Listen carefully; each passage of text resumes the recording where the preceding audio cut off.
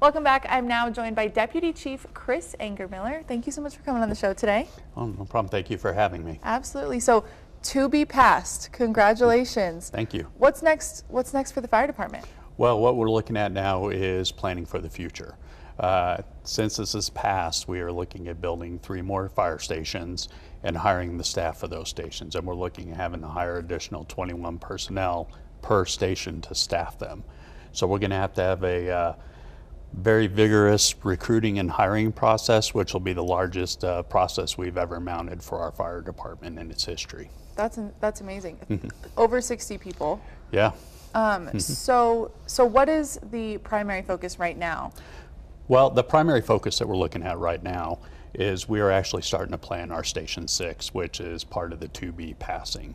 If everything goes as planned, we are actually looking at trying to break ground on that station but before the end of the year, and then hiring the staff for that to get them trained so that when the station's completed, then we can have that staffed and ready to go. So where is Station 6 going to be? Around the area of 27 and G Road. Okay. So that's what we're looking at. We don't have a definitive address yet, but that'll come here fairly soon. Okay.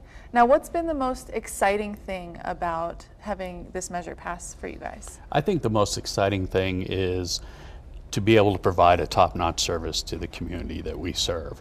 As the city has grown, it's grown rather rapidly to where we get a lot of growth on the outskirts, and that has expanded our response times. So it's not unheard of to have anywhere from a 10 to 12 minute response time in those areas.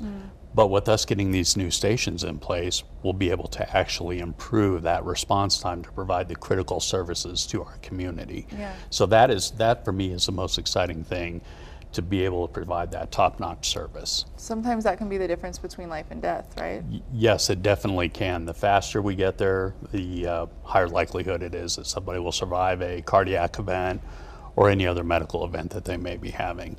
So by decreasing those times, we're going to see improvement in those numbers. Okay. Now, you guys, expansion is probably the biggest thing of all of this. Where can people go if they are interested in joining your team? Well, the initial place I would direct people to go to would be the City of Grand Junction website and fill out a job interest card. Another thing that they can do is follow us on social media. Updates will be posted on the application process opening up and what we're looking at, so that'll keep people really up to date. Wonderful, wonderful. Well, you heard the man.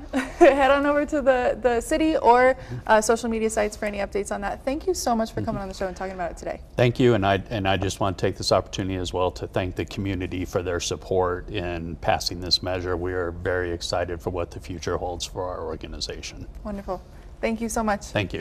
And go ahead and check out westernslopenow.com for more details.